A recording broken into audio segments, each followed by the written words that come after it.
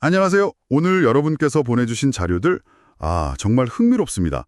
권위주의 정부랑 민주정부, 이 둘의 군대 구조가 어떻게 다른지, 또 그게 반란 위험이나 군사 효율성에 미치는 영향 같은 걸 비교 분석했더라고요. 네, 그렇죠. 그래서 이번에는 이 정치 체제가 군 조직 설계에 얼마나 깊이 영향을 주는지, 그리고 왜 어떤 군대는 외부의 적보다 내부 통제를 더 신경 쓰는지 여러분이 제시한 가설 중심으로 한번 파헤쳐 보려고 합니다. 네, 모든 지도자들이 군대의 힘은 원하면서도 그 힘이 자신을 향하지 않게 해야 하는 딜레마, 이른바 수호자 딜레마에 직면하죠. 수호자 딜레마요? 네, 특히 권위주의 지도자들은 민주적 정당성이 좀 약하니까 이게 훨씬 더 심각한 문제예요. 그래서 군사 반란, 그러니까 쿠데타를 막는 거, 반란 방지라고 하는데 이게 군대 설계의 최우선 순위가 되는 경우가 많습니다. 아, 반란 방지. 그렇군요. 그럼 그 반란 방지 전략이라는 게 구체적으로 어떤 건가요? 자료 보니까 그냥 충성파 쓰는 것 이상으로 좀 복잡한 것 같던데요? 맞아요. 일단 가장 기본적인 건 역시 충성심이죠. 가족, 부족, 이념적으로 가까운 사람들, 이런 사람들을 군대 핵심 자리에 앉히는 겁니다. 능력은 글쎄요, 좀 뒷전이 될 수 있고요. 능력이 뒷전이라니. 더 흥미로운 건 정규군을 견제하려고 일부러 다른 군사 조직을 또 만드는 거예요. 예를 들면 친위대, 나 공화국 수비대 같은 거요. 아, 별도의 군대를요? 네, 서로를 감시하게 만드는 거죠. 심지어 자료에 따르면 이게 너무 복잡해지니까 지휘관들은 너무 유능해 보이거나 부대끼리 협력을 잘하는 걸 오히려 꺼리게 만든대요. 그게 결국 실제 작전 능력까지 떨어뜨리는 결과로 이어진다고 하더라고요. 아니, 생각은 대단한데 어떻게 보면 자원 낭비도 엄청나겠네요. 결국 정권 안보 때문에 군대 전체의 힘을 빼는 거잖아요. 바로 그겁니다. 그게 핵심이에요. 사담 후세인 때 이라크 군대가 딱 그런 사례죠. 여러 조직 만들고 감시 엄청나게 하고 이게 쿠데타는 막았을지 몰라도 이란 이라크 전쟁이나 걸프전에서는 지휘체계 엉망이고 부대 협조 안 되고 그래서 전투력이 형편없었다는 분석이 많습니다. 리더십도 없고 장교들도 소극적이고 자원 배분도 왜곡되고 총체적인 문제군요. 그렇죠. 그런데 이런 권위주의 방식과는 아주 다르게 민주주의 국가들은 군대를 운용하죠.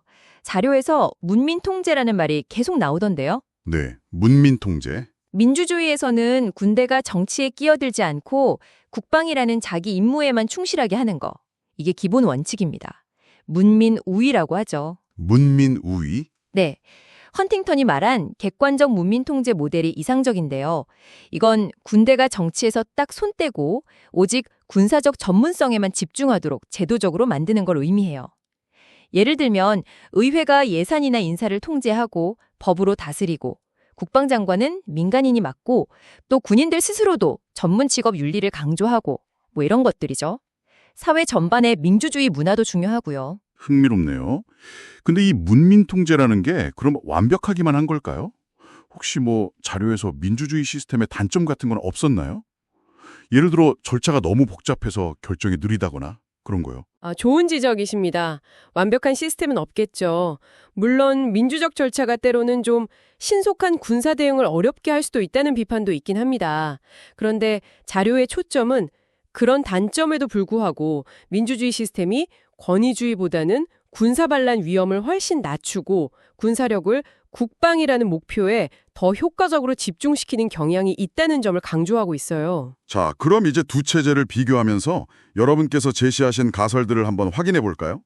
첫 번째랑 네 번째 가설이 민주주의는 군사력 집중과 효율적 지휘에 유리한 반면 권위주의는 반란 걱정 때문에 지휘체계를 분산시키고 효율성을 희생한다는 내용이었죠. 네, 맞습니다. 지금까지 이야기 나눈 내용들이 사실 이 가설들을 아주 잘 뒷받침해주죠. 권위주의는 지휘체계가 나뉘어 있고 충성심을 더 중요하게 여기니까 효율성이 떨어지는 경향이 분명히 있고 반대로 민주주의는 통합지휘나 전문성을 강조하니까 효율성 증대에 기여하는 측면이 뚜렷하죠. 그러니까 가설 1번과 4번은 상당히 타당하다고 볼 수 있겠습니다. 그리고 두 번째 가설, 권위주의 지도자들이 경쟁하는 군사 조직을 운영했다는 거예요. 이것도 SS나 NKVD, 이라크 공화국 수비대 같은 사례에서 확실히 보였고요. 물론 프랑스 헌병대처럼 민주주의 국가에도 비슷한 조직이 있긴 하지만 그 목적이나 통제 방식은 완전히 달랐고요. 정확합니다. 가설 2번 역시 지지된다고 봐야죠. 그리고 세 번째 가설, 민주주의의 제도와 문화가 반란 가능성을 구조적으로 막는다는 점도 중요해요. 민주주의 군대는 특정 개인이나 정권이 아니라 헌법과 국가에 충성하도록 교육받고 관리되거든요. 이건 뭐 강압이나 회유에 의존하는 권위주의 방식과는 근본적으로 다르죠. 그래서 가설 3번도 설득력이 높습니다. 종합해보면 자료들은 권위주의 정권은 생존을 위해 군 효율성을 좀 깎아먹는 경향이 있고 민주주의 정권은 제도적인 틀 안에서 안정과 효율성을 같이 추구하는 모습을 뚜렷하게 보여주네요.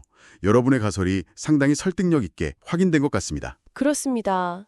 여기서 근데 정말 아이러니한 점이 뭐냐면요. 권위주의 정권의 그 반란 방지 조치들이요. 이게 단기적으로는 정권 유지에 도움이 될지 몰라도 군사력을 약화시켜서 결국에는 국가 전체의 안보를 더 위험하게 만들 수 있다는 거예요. 아, 내부의 적을 막으려다가 외부 위협에 더 취약해진다. 네, 바로 그 역설이죠. 참 흥미로운 분석이었습니다. 결국 군대의 모습이라는 게 그 나라 정치체제의 DNA를 그대로 보여주는 거울 같다는 생각이 드네요. 단순히 무기 숫자나 병력 규모 이게 다가 아니라 그 군대를 움직이는 보이지 않는 정치 논리가 실제 전투력에 얼마나 큰 영향을 미치는지 다시 한번 깨닫게 됩니다. 맞습니다. 그래서 어떤 나라의 군사력을 평가할 때는요. 겉으로 보이는 하드웨어, 탱크 몇 대, 비행기 몇 대 이런 것뿐만 아니라 그 군대가 도대체 어떤 정치적 배경 속에서 조직되고 돌아가는지를 꼭 같이 봐야 합니다. 그 차이가 생각보다 클 수 있거든요. 네, 오늘 논의를 마무리하면서 청취자 여러분께 이런 질문을 한번 던져보고 싶습니다. 요즘 감시 기술이나 인공지능, AI 같은 신기술이 엄청나게 발전하고 있잖아요.